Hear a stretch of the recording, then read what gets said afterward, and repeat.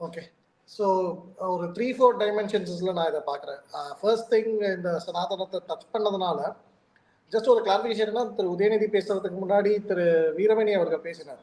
அவர் பேசும்போது தெளிவாக கிளாரிஃபை பண்ணிட்டாரு, சனாதன தர்மமும் இந்து மதமும் ஒன்று தான், வேற வேற கிடையாதுன்றாரு.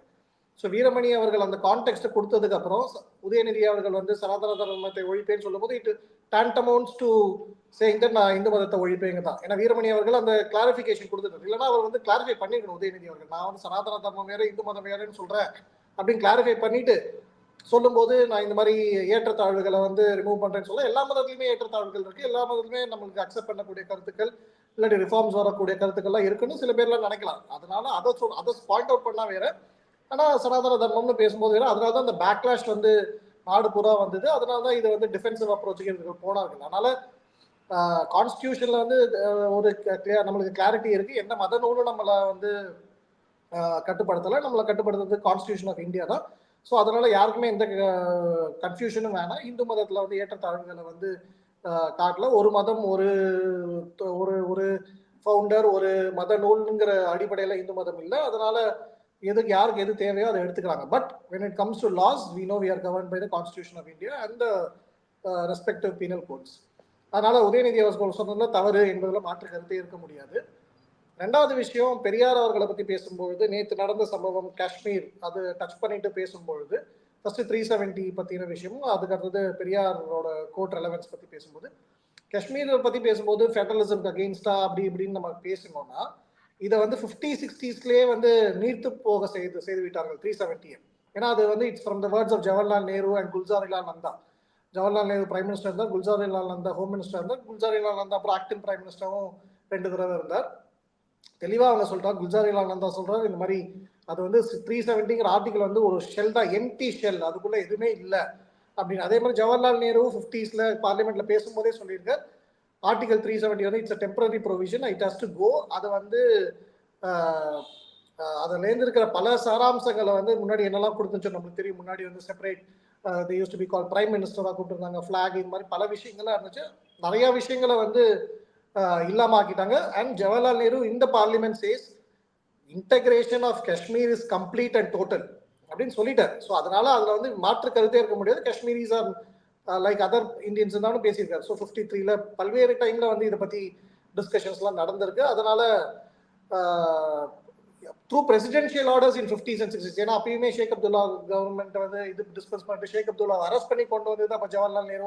அப்போ ஜவஹர்லால் நேரு ஆன்டி ஃபெடரலிசமா, ஜவஹர்லால் நேரு வந்து மாநிலங்கள் உரிமைக்கு எதிரானவரா, எத்தனை வருஷம் கொடைக்கானல்ல வந்து அரெஸ்ட் பண்ணி ஷேக் அப்துல்லா வச்சிருந்தாங்க. அந்த மாதிரிலாம் இப்போ யாருமே எதுவுமே பண்ணலை.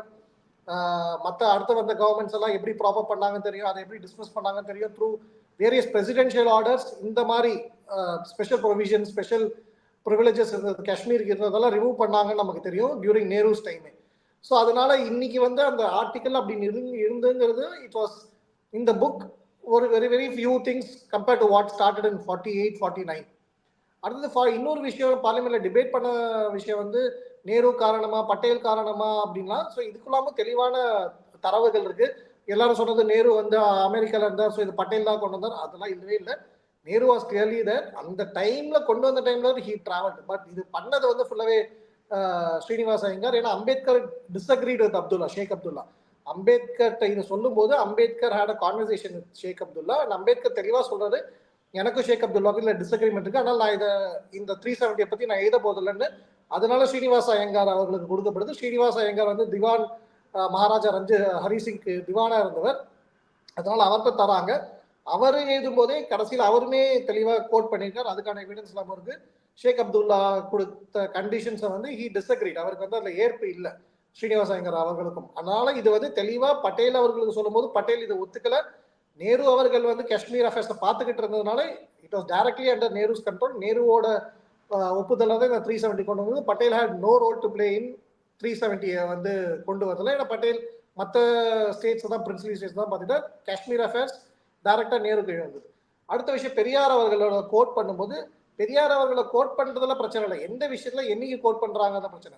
சுப்ரீம் கோர்ட் ஜட்மெண்ட் வருது, அந்த ஜட்மெண்ட் வந்து அஃபர்ம்ஸ் பார்லிமெண்ட் பாஸ் பண்ண பில்லை வந்து சரின்னு சொல்லி ஜட்மெண்ட் வந்து அன்னைக்கு அதை பத்தி டிஸ்கஸ் பண்ணும்போது இடம் பொருள் ஏவல் இருக்கிற மாதிரி அன்னைக்கு பெரியார் அவர்கள் ஒரு இனக்குழுக்கும் தங்களுடைய ரைட் டு செல்ஃப் டிட்டர்மினேஷன் இருக்கு, அவர்களை வந்து அவர்களுடைய ஃபியூச்சரை டிட்டர்மைன் பண்ணிக்க முடியும் அப்படிங்கிற சொல்றது வந்து தெளிவான ஒரு பிரிவினைவாத கருத்து. இது திமுகவோட கருத்தா, எம் அப்துல்லாவோட கருத்தா, இந்திய அலையன்ஸோட கருத்தாங்கிறது அடுத்தது. ஆனா இது பெரியாரோட கருத்து. பெரியார் ஏனால் இந்தியா ஒரு நாடாக பார்க்கவில்லை, திராவிட நாடு தனியா வேணும்னு கேட்டார், மற்ற ஜின்னா அவர்களோட கொலாபரேட் பண்ணி ட்ரை பண்ண எல்லாமே இருந்துச்சு. அதனால எக்ஸ்பென்ஸ் செய்யப்படுது. பெரியார் சொன்னதுனால எக்ஸ்பென்ஸ் செய்யப்படல. பெரியார் என்ன சொன்னாருங்கிற விஷயத்தினாலதான் அந்த ரிமார்க்ஸ் எக்ஸ்பென்ஸ் செய்யப்பட்டது. அதே மாதிரி இப்ப பெரியார் வந்து கம்யூனிஸ்ட்காரர்களை பத்தி பேசினதெல்லாம் இப்ப யாராவது ஒருத்தர் கோட் பண்ணா பார்லிமெண்ட்ல அலோவ் பண்ணலாமா? பெரியார் அவர்கள் திமுகவை பத்தி பேசினதெல்லாம் யாராவது இப்ப பார்லிமெண்ட்ல கோட் பண்ணார்னா அதை வந்து அலோவ் பண்ணலாமா? பெரியார் அவர்கள் வந்து காங்கிரஸையும் மகாத்மா காந்தி அவர்களையும் பத்தி பேசினதை வந்து பார்லிமெண்ட்ல கோட் பண்ணானா பார்லிமெண்ட்ல அலோவ் பண்ணலாமா? ஸோ பெரியார் அவர்கள் அப்படிங்கிறதுனால யாரும் எக்ஸ்பென்ஸ் பண்ணல. பெரியார் அவர்கள் சொன்ன கருத்து அளவுடா இல்லையா, இல்லாட்டி அது ஏற்புக்குரியதா இல்லையான்னு தான். பெரியார் அவர்கள் சொன்ன பல கருத்துக்கள் நீங்க சொன்ன மாதிரி, திரு பாலச்சந்திரன் அவர்கள் சொன்ன மாதிரி பலது வந்து நம்மளால ஏத்துக்க முடியாது. இன்னைக்கு இருக்கிற ஒரு பார்லன்ஸ்ல, காமன் பார்லன்ஸ்ல அதெல்லாம் ஏற்றுக்கவே கொள்ள முடியாது. ஏன்னா அவர்களுடைய சொற்கள் கடுமையான சொற்கள், கடுமையான கருத்துக்கள் இருந்துச்சு. அது கம்யூனிஸ்டை பத்தியா இருக்கட்டும், அது காங்கிரஸை பத்தியா இருக்கட்டும், மகாத்மா காந்தியை பத்தியா இருக்கட்டும், அது திமுகவை பத்திய சில கருத்துக்களா இருக்கட்டும், அது வந்து ஒரு குழுவை பத்தின கருத்துக்களோ, பெண்களை பத்தின கருத்துக்களா இருக்கட்டும், தமிழை பத்தின கருத்துக்களா இருக்கட்டும், எத்தனையோ விஷயங்கள் அதெல்லாம் இன்னைக்கு அக்செப்டே பண்ணிக்க முடியாது. ஸோ காமன் பார்லன்ஸ் இந்த மாதிரி ஒரு விவாதத்திலே அது வந்து பேசுறது வந்து தப்பா தெரியும். அப்படி இருக்கும் பார்லிமெண்ட்ல அன்னைக்கு 370 பத்தி ஜட்மெண்ட் வந்த அன்னைக்கு பிரிவினைவாத கருத்து சொன்ன பெரியாரோடைய அந்த பிரிவினைவாத கருத்தை வந்து கண்டிப்பா இன்னைக்குமே அலோவ் பண்ணிருக்க முடியாது. அதனால அதை எக்ஸ்பென்ஸ் பண்ணது சரிதான். அதுக்கு வந்து இது சொல்லிட்டு பண்ணிடலாமா அப்படிங்கிறது இடஒதுக்கீட்டை பத்தி நான் அவசியமே இல்லை. இத்தனைக்கு இடஒதுக்கீடு காஷ்மீர்ல 370 அபர்கேட் பண்ணதுனால தான் வருது. ஸோ அதனால இடஒதுக்கீடை கொண்டு வந்ததே இப்போ இந்த மோடி அரசாங்கம் 370 அபர்கேட் பண்ணலாம். அதுக்கு முன்னாடி இடஒதுக்கீடு கிடையாது காஷ்மீர்ல. ஸோ அதனால அது வந்து ஒரு இடஒதுக்கீடோட ரெஃபரன்ஸ் வந்து ஒரு அவுட் ஆஃப் கான்டெக்ஸ்டா போயிருக்கும். Completely 100% right. பெரியார் பத்தின விஷயம் வந்து எக்ஸ்பென்ஸ் ஆனது. அடுத்தது முக்கியமான ஒரே ஒரு விஷயம் முடிச்சிடுறேன். இது வந்து தேர்தலையோ முன்னிறுத்துவது வந்து கண்டிப்பா அந்த திமுகவுக்கும் இந்தி கூட்டணிக்கும் ஒரு பெரிய எம்பாரஸ்மெண்ட்டை தான் போகும். பெரியார்களுடைய இந்து மதத்துக்கு எதிரான கருத்துக்கள், கடவுளுக்கு எதிரான கருத்துக்கள், நான் சொன்ன மாதிரி தமிழுக்கு எதிரான கருத்துக்கள், பெண்களுக்கு எதிரான கருத்துக்கள், இது மாதிரி காங்கிரஸ் பத்தினது, மகாத்மா காந்தி பத்தி இது மாதிரி கோட் பண்ணிட்டே அப்போசிஷன் அது வந்து பாரதிய ஜனதா இல்லாட்டி அந்தந்த மாநிலத்தில் இருக்கிற கட்சிகளை எடுத்து கோட் பண்ண ஆரம்பிச்சாங்கன்னா அது எம்பாரஸ்மெண்ட் திமுகவுக்கு தான் வரப்போகுது. இன்னைக்கு எடுத்து இங்க இருக்கிற கட்சிகளே திமுக அகேன்ஸ்டா அதை டர்ன் பண்ணிடலாம் ஈஸியா. ஸோ அதனால அவருக்கு வந்து ரீடிஸ்கவர் பண்ணி அவருக்கு வந்து ஒரு இம்பார்ட்டன்ஸ் வந்து எலெக்ஷன் கேம்பெயின்லயோ ஒரு பப்ளிக் பார்லன்ஸ்ல கொண்டு வரது திமுகவுக்கு வந்து ஒரு பெரிய டிஸ்அட்வான்டேஜ் தான் போகும். ஏன்னா அந்த மாதிரி கருத்துக்கள் எதுவுமே இன்னைக்கு பேசவே முடியாது. அது வந்து இரலவென்ட். பாஸ்ட்டை பத்தி பார்த்து யாருமே ஓட்டு போட போதில்லை. இன்னைக்கு இந்த அரசாங்கம் என்ன பண்ணிருக்கு, இவர்கள் நாளைக்கு நமக்கு என்ன செய்வாங்கிறத வச்சுதான் மக்கள் ஓட்டு போடுறாங்க. அதனால தேர்தல் காலத்துல வந்து இதை வந்து பேசுறது திமுக மறுபடியும் தவறு பண்ணுது. கொஞ்ச நாளைக்கு முன்னாடி தான் few days back Dharmapuri MP அவர்கள் வந்து கோமுத்ரா ஸ்டேட்ஸ் ரெஃபர் பண்ணி அதை வந்து பேக்லாஷ் வந்து அதை திருப்பி பெற்றாங்க. இமீடியட்டா இதை நேற்று எம் அப்துல்லா இதை பத்தி பேசி அகைன் இதுக்கு ஒரு பேக்லாஷ் வந்திருக்கு. ஸோ அதனால DMK is becoming a liability for India alliance தான் நான் பார்க்குறேன். இதே மாதிரி போச்சுன்னா நார்த் இந்தியாவில் கண்டிப்பாக அவர்களுக்கு எந்த பெனிஃபிட்டும் ஆக போகுதுன்னா தமிழகத்திலேயே இது வந்து அவர்களுக்கு பிரச்சனையை தரக்கூடியதாக தான் நான் பார்க்குறேன். அதான் டாபிக் வந்து எல்லாத்தையும் பற்றி பேசுகிறோம். But again coming back to Periyar, இது ஐ திங்க் நீங்கள் வந்து பாலச்சந்திரன் சார் சொன்ன மாதிரி ஒவ்வொருத்தரும் ஒரு இன்டர்பிரிட்டேஷன் கொடுக்குறாங்க, மிஸ் இன்டர்பிரிட்டேஷன் கொடுக்குறாங்க, இது பண்ணுறாங்க எல்லாம் ஆன் ஒன் சைடு. அப்படி பார்த்தா இப்போ நேத்தோ இன்னைக்கோ வந்து முதலமைச்சர் அவர்களும் சரி, உதயநிதி அவர்களும் சரி, இமாம் அப்துல்லா ஸ்டேட்மெண்ட்டுக்கு ஒரு பின்னணி கொடுத்துருக்காங்க. பெரியாரோடைய பேரை வந்து விபி சிங்கே மண்டல் கமிஷன் கொண்டு வரும்போது கோட் பண்ண பெரியார் பேரை வந்து இப்போ ரிமூவ் பண்ணிட்டாங்கன்னு கான்டெக்ட் அது கிடையவே கிடையாது. கான்டெக்ட் வந்து அந்த கருத்து வந்து அனுமதிக்க கூடிய கருத்தா இல்லையா அப்படிங்கிறது தான். ஸோ இங்க வந்து இப்போ சீஃப் மினிஸ்டரே ஸ்பின் பண்ணியிருக்காரு. ரெண்டாவது உதயநிதி ஸ்டாலின் அவர்கள் வெரிஃபை பண்ணி கிளாரிஃபை பண்ணிக்கணும்னு நான் சொன்னது அதுக்காக கிடையாது. நான் சொன்னது வீரமணி அவர்கள் அப்படி ஒரு கான்டெக்ட கொடுத்த பிறகு உதயநிதி அவர்கள் சொல்லும் போது இட் மீன்ஸ் தட் அப்படிங்கிறது தான் நான் சொன்னேன். ஸோ உதயநிதி அவர்கள் இது எப்படினாலும் மேட்டர் சப்ஜெக்ட், இது வந்து கோர்ட்ல இருக்கு. அதே மாதிரி ராம அவர்கள் சொன்ன மாதிரி அந்த எல்லா சைட்லயுமே கேஸ் ஃபைல் பண்ணிருக்காங்க.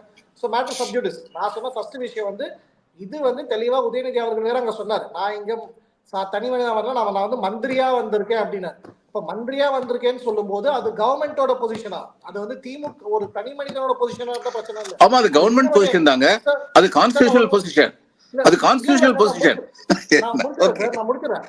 வீரமணி அவர்கள் சொன்னா பிரச்சனை கிடையாது, திராவிட கழகத்துல இருக்கிறவங்க சொன்னா பிரச்சனை கிடையாது, வேற ஏதாவது ஆர்கனைசேஷன் சொன்னா பிரச்சனை இல்லை, திமுக இருக்கிற ஒருத்தர் சொன்னா கூட பிரச்சனை கிடையாது. ஆனா டிஎம்கே கவர்மெண்ட்ல மினிஸ்டர் அவர்கள் நான் இந்த ப்ரோக்ராம்க்கு மினிஸ்டரா வந்து பேசுறேன்னு சொல்லும் பொழுது அவர் சொன்ன கருத்து வந்து அப்ப கவர்மெண்டோட பொசிஷனான கிளாரிபிகேஷன் வேணும்.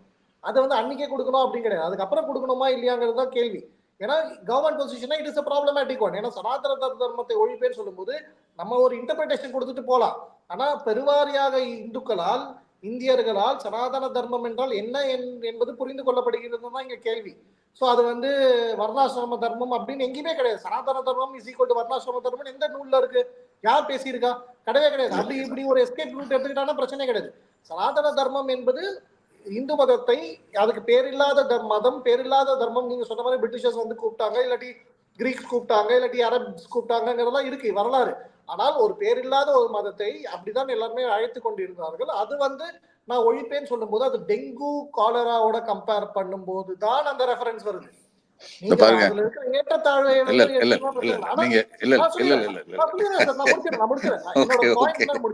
அதனால நீங்க வந்து இங்க இருக்கிறவங்க வந்து சில பேர் வந்து திமுக இருக்கிறவர்களோ இல்லாட்டி அவர்களுடைய ஆதரவாளர்களோ இதுல இருக்கிறவங்களோ வந்து சனாதன தர்மம் என்றால் வர்ணாசிரம தர்மம் அப்படின்னு சொல்லிட்டாங்க அப்படின்னா அது அர்த்தமே கிடையாது. பெருவாரியான மக்கள் எல்லாரும் இந்துக்கள் சனாதன தர்மம் என்றால் என்ன என்பதை புரிந்து கொள்கிறார்கள் தான் கேள்வி. அதனால்தான் நாங்க சொன்னேன். அதை தவிர அவர் வந்து ஒரு தனி மனிதன் இல்லாட்டி வேற யாரோ இத்தனையோ வருஷமா திராவிட கழகம் வந்து கடவுளை ஒழிப்போம், இது இந்து மதத்தை ஒழிப்போம் சொன்னா யாருமே கண்டுக்கல. ஏன்னா அது அவங்களோட individual position, that is not a problem. Second point, இந்த விஷயத்துல வெரி ஸ்பெசிபிக் காஷ்மீரோட ஃபெடரலிசம் பொறுத்த வரைக்கும் நான் சொன்ன மாதிரி ஜவஹர்லால் நேரு வந்து அத்தனை அந்த பிரசிடென்ஷியல் ஆர்டர்ஸ் மூலமா எல்லாத்தையுமே ரிமூவ் பண்ணார். 1950s அவ்வளவு தூரம் கொண்டு வந்தாச்சு. அதுக்கப்புறம் இப்ப கொண்டு வந்து பண்ணது வந்து கான்ஸ்டிடியூஷனலி வேலிடா இல்லையா, லீகலி வேலிடா இல்லையாங்கிறதா சுப்ரீம் கோர்ட் முன்னாடி வைக்கப்பட்ட கேள்வி. அது கன்சென்சஸ் பெஞ்சில் நமக்கு அதை ஏற்றுக்கொள்ள முடியாதுன்னா அப்ப நம்ம எதிர்ப்போம். நீங்க சொன்ன மாதிரி we can criticize the judgment, not the judges. Motives attribute பண்ண முடியாது, but we can criticize the judgment. ஆனால் ஒரு தடவையும் எனக்கு ஏற்றுக்கொள்ள முடியாத ஒரு ஜட்ஜ்மெண்ட் வந்துருச்சுன்னா நான் வந்து கிரிட்டிசைஸ் பண்ணுவேன். எனக்கு ஏற்றுக்கொள்ளக்கூடிய ஜட்ஜ்மெண்ட் வந்துச்சுன்னா நான் வந்து அப்ரிஷியேட் பண்ணுவேன். இல்லாட்டி எத்தனையோ பேர் வந்து எழுதின மாதிரி இன்ஸ்டிடியூஷன்ஸ் வந்து கேப்சர் பண்ணிட்டாங்க, இன்ஸ்டிடியூஷன் ஃபெயிலியர், எக்ஸிக்யூட்டிவ் இவ்வளவு பவர்ஃபுல்லா இருக்கனால ஜுடிஷியரி காம்ப்ரமைஸ், இதெல்லாம் சொல்றதுலாம் எந்த மாதிரி தெரியல. இடபிள்யூஎஸ் பத்தின ஒரு ஜட்ஜ்மெண்ட் தான் நம்ம வந்து கிரிட்டிசைஸ் பண்ணுவோம். ஓபிசி ரிசர்வேஷன் பத்தி வந்துச்சுன்னா நம்ம வந்து அக்செப்ட் பண்ணிப்போம். ராம் டெம்பிள் பத்தி ஒரு ஜட்ஜ்மெண்ட் வந்து கிரிட்டிசைஸ் பண்ணுவோம். 370 பத்தி வந்து கிரிட்டிசைஸ் பண்ணுவோம். இந்த மாதிரி நம்ம வந்து பிக் அண்ட் சூஸ் பண்றதுல தான் பிரச்சனையே நான் சொல்றேனே தவிர அப்ஜெக்டிவா நம்ம இருந்துட்டோம்னா பிரச்சனை கிடையாது. அது வந்து we should leave it to the wisdom of the judges is my point. இல்ல, பிக் அண்ட் சூஸ் பண்றது தப்பு, எல்லா கட்சியும் பண்றாங்க. உதாரணமா பெரியார் பத்தி அவுட் ஆஃப் கான்டெக்ஸ்டா இவங்க சொன்னாங்கன்னா ஜெய் ஸ்ரீராம் அல்லது ஜெய் ஸ்ரீ ஹனுமான் அப்படின்னு சொல்லிட்டு போய் ஓட்டு போடுங்க அப்படின்னு ஒரு கட்சியை சேர்ந்த பெரியவர் சொன்னார்னா அது ரொம்ப அப்ஜெக்ஷனபிள். அதெல்லாம் சொல்லியிருக்கவே கூடாது. இது மாதிரி நம்ம சொல்லிக்கிட்டே போகலாம். அதே மாதிரி நாங்க சுதந்திரம் வாங்கி கொடுத்தோம் அதனால இன்னைக்கு நாங்க ஆளணும்னு காங்கிரஸ் சொன்னா அதுல அர்த்தம் கிடையாது. அன்னைக்கு சுதந்திரம் வாங்கி கொடுத்தவங்க 1947, அதுல இன்னைக்கு எத்தனை பேர் உயிரோடு இருக்காங்க? அழகன் பெருமாள் கோனா 98 வயசு மதுரையில் இருக்காரு. அது அவர் ஒருத்தரை தவிர நான் தியாகி யாரையுமே தமிழ்நாட்டுல பார்க்கல. இன்னைக்கு சங்கரையா இறந்து போயிட்டாரு, இவர் நல்ல கண்ணையா இருக்காரு. இது தவிர எத்தனை பேர் இருக்காங்க? அது இவங்க வந்து RSS வந்து அன்னைக்கு இந்திய நாட்டு சுதந்திரத்தை எதிர்த்து நின்னாங்கன்னு இன்னைக்கு பேசுறது அர்த்தமே கிடையாது. ஆனா இன்னைக்கு பேசுறது, இன்னைக்கு செய்யறது என்ன அப்படிங்கறத தான் மக்கள் வந்து பார்ப்பாங்க, பார்க்கணும். இப்ப உதயநிதி பேசுனது தப்பு, அவர் அரசு மினிஸ்டர் முறையில பேசுனது தப்புன்னு சொல்றீங்க. மினிஸ்டர் முறையில he talked in accordance with the constitution. அவர் வந்து பின்னாடி கிளாரிஃபை பண்ணிட்டாரு. நான் எதை சொல்ல வந்தேன், ஏற்றத்தாழ்வு அப்படிங்கிறத ஆதரிக்கிற ஒரு கொள்கையை வந்து நான் வந்து ஏத்துக்க மாட்டேன், அது ஒழிக்கப்பட வேண்டிய கொள்கைன்னு he has clarified his position. Number 1. Number 2, நீங்க வந்து இதுல வந்து காஷ்மீருடைய ஜட்ஜ்மெண்ட் பத்தியே நீங்க சொல்லிட்டு இருக்கீங்க. நான் முதலே சொல்லிட்டேன், காஷ்மீருடைய ஸ்பெஷல் சிச்சுவேஷனுக்காக இந்த ஜட்ஜ்மெண்ட் கொடுக்கப்படும் பொழுது, ஏன்னா இன்டர்நேஷனல் பெட் ஆஃப் டெரரிசமா நம்முடைய நாட்டின் ஒரு பகுதி ஆகிக்கிட்டு இருக்கு. நம்முடைய சகோதரர்கள் காஷ்மீரிகள் எந்த விதமான குற்றமும் புரியாதவர்கள் இன்டர்நேஷனல் செஸ் கேம்ல வந்து பாதிக்கப்பட்டிருக்காங்க. இந்த நிலைமையில கிளாரிஃபை பண்றாங்க சுப்ரீம் கோர்ட் அப்படிங்கறத பத்தி என்னைய தனிப்பட்ட ஒப்பீனியன் கேட்டு எனக்கு அதுல எந்த அப்ஜெக்ஷன் கிடையாது. ஆனா they went beyond that. குடியரசு ஒரு சட்டமன்றம் கலைக்கப்பட்டிருக்கும் என்றால் அந்த சட்டமன்றம் எந்த மாநிலத்திற்கு இருக்கிறதோ அந்த மாநிலத்தில் குடியரசுத் தலைவர் எந்த சட்டம் வேண்டுமானாலும் ஏற்றலாம், அது ஏற்றுக்கொள்ளப்படும் சொல்றது. It hits under the very federalism of this country. அது வந்து they went beyond the brief அப்படின்னு சொல்லி எங்களுடைய அபிப்பிராயம். அதை வந்து நான் வந்து சொல்ல வந்தேன். கான்ஸ்டிடியூஷன்லயே அம்பேத்கர் தெளிவா இருக்கு, இன்டஸ்ட்ரக்டபிள் சென்டர் அண்ட் டிஸ்ட்ரக்டபிள் ஸ்டேட்ஸ் தானே இருக்கு. சோ சென்டருக்கு வந்து எந்த ஸ்டேட்ஸையுமே பிரிக்கிறதுக்கோ இல்லாட்டி யூனியன் டெரிட்டரியா மாத்துறதுக்கோ என்னைக்குமே உரிமை இருக்கு. இது இந்த ஜட்ஜ்மெண்ட் சரிங்க, ஆமா உரிமை இருக்கு. தெலுங்கானாவை பிரிச்ச போது சட்டமன்றம் தீர்மானம் நிறைவேறிச்சா இல்லையா? தெலுங்கானாவை பிரிக்கும் போது ஏன் உத்தரப்பிரதேசம் இன்னைக்கு வரைக்கும் 2ஆ பிரிக்காம இருக்காங்க? மாயாவதி எழுதுனாங்க 2ஆ பிரிச்சிருங்கன்னு. அந்நேரம் என்ன சொல்லப்பட்டது? சட்டமன்றத்தில் தீர்மானம் நிறைவேற்றல, அதனால இன்னும் பிரிக்க முடியாது அப்படின்னு சொன்னாங்க. ஆனா இந்த தீர்ப்பு என்ன சொல்லுது? இந்த சட்டமன்றம் ஃபங்க்ஷன்லெஸ் இருந்ததுன்னா குடியரசுத் தலைவர் என்ன வேணாலும் செய்யலாம். That's not correct. அதத்தான் சொல்ல வரேன் நான். அதுக்கப்புறம் நீங்க இருங்க, இன்னொரு பாயிண்ட் நீங்க சொன்னீங்க, இந்து மதம் சனாதனம் என்பது இந்து மதம் என்று பெரும்பாலான மக்களால் உணரப்பட்டிருக்கிறது. நம்ம சொல்லுவோங்க, நம்ம நாட்டுடைய பெரும்பாலான மக்களுக்கு மதத்தை பத்தி என்ன தெரியும்? அவர்களுக்கு இறை நம்பிக்கை உண்டு. இறை நம்பிக்கைனால பெரியவங்க என்ன சொல்றாங்களோ அதை கேட்கிறாங்க. நீங்க சனாதனமும் இந்து மதம் ஒண்ணுன்னு சொன்னீங்கன்னா, இந்த நாட்டுல சைவம் இருந்தது, வைஷ்ணவம் இருந்தது, சாக்கியம் இருந்தது, ஜைனம் இருந்தது. இது எல்லாத்தையும் சேர்த்து வச்சுதான் அவங்க இந்துன்னு சொன்னாங்க. அதெல்லாம் என்ன சனாதன தர்மத்தோட இயைந்த மதங்களா?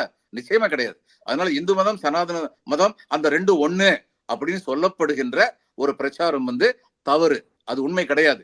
மக்களுக்கு அதை பத்தி கிளாரிட்டி இல்லாம இருக்கலாம், மக்கள் அதனால கொந்தளிக்கலாம். மக்களுக்கு கிளாரிட்டி கொடுக்க வேண்டிய பொறுப்பு நமக்கு இருக்கே ஒழிய அந்த குழப்பத்தை நீடிக்க வேண்டிய பொறுப்பு நிச்சயமா நம்மகிட்ட கிடையாது.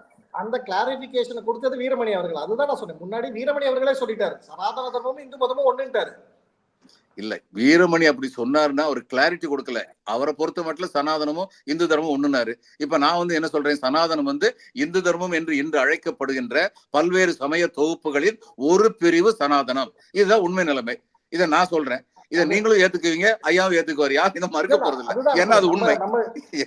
நமக்குள்ள ஏத்துக்கல பிரச்சனை. அதனால இது மேட்டர் சப்ஜெக்ட். உதயநிதி ஸ்டாலின் அவர்கள் கோர்ட்ல அவர் விளக்கம் கொடுக்கிறார். ஆனா கொடுக்கட்டும், விளக்கம் கொடுக்கட்டும், அவர் கொடுக்கணும், விளக்கம் கொடுக்கணும். இந்த லார்ஜர் பாயிண்ட் நான் காஷ்மீர் அப்துல்லா அவர்கள் நேற்று சொன்னதுனால பெரியாரை பத்தின டாபிக் வந்ததுனால அதை காஷ்மீரை டச் பண்ணேன்.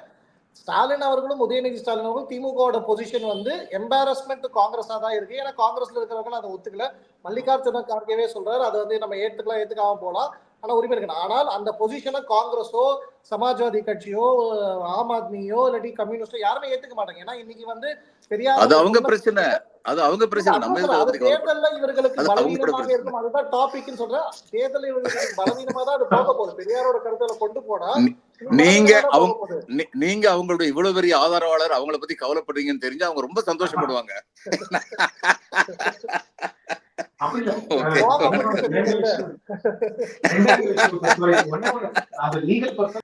Observations are different from judicial orders. Supreme court நிறைய அப்சர்வேஷன் பண்ணிருக்காங்க, ரெக்கமெண்டேஷன் பண்ணிருக்காங்க. சீக்கிரமா தேர்தல் நடத்துங்கன்னு சொல்லியிருக்காங்க. ஃபுல் ஸ்டேட் கோட் கொடுங்கன்னு சொல்லியிருக்காங்க. இதெல்லாம் உங்களுடைய ரெக்கமெண்டேஷன். ஆனா தீர்ப்புங்கிறது என்னது? தீர்ப்புல சொல்லியிருக்காங்க, குடியரசுத் தலைவருக்கு அப்சல்யூட் ரைட் இருக்கு, அப்சல்யூட் அத்தாரிட்டி இருக்கு. ஒரு ஸ்டேட் கவர்மெண்ட்டுடைய சட்டமன்றம் செயல்படாமல் இருக்கும் பொழுது அந்த மாநிலத்தை பொறுத்த அளவில் எந்த விதமான சட்டங்களையும் ஏற்றுவதற்கு அவருக்கு முழு அதிகாரம் இருக்குன்னு சொல்லியிருக்காங்க. நீங்க நம்ம 3 பேருமே இதனுடைய இம்ப்ளிகேஷனை தெரிஞ்சவங்க. ஹிந்து ஒரு நியூட்ரல் நியூஸ் பேப்பர் மோஸ்ட்லி, நம்ம எல்லாருக்கும் தெரியும். அவங்க அடுத்த நாள் எடிட்டோரியல் என்ன எழுதுனாங்க? ஸ்கேத்திங் அட்டாக் ஆன் தி ஜட்ஜ்மெண்ட் அவங்க கொடுத்திருக்காங்க. இது உண்மையிலேயே கவலைப்படக்கூடிய ஒரு தீர்ப்பு. இந்த அம்சம் கவலைப்படக்கூடிய ஒரு அம்சம் அப்படிதான் நான் நினைக்கிறேன். நன்றி, வணக்கம்.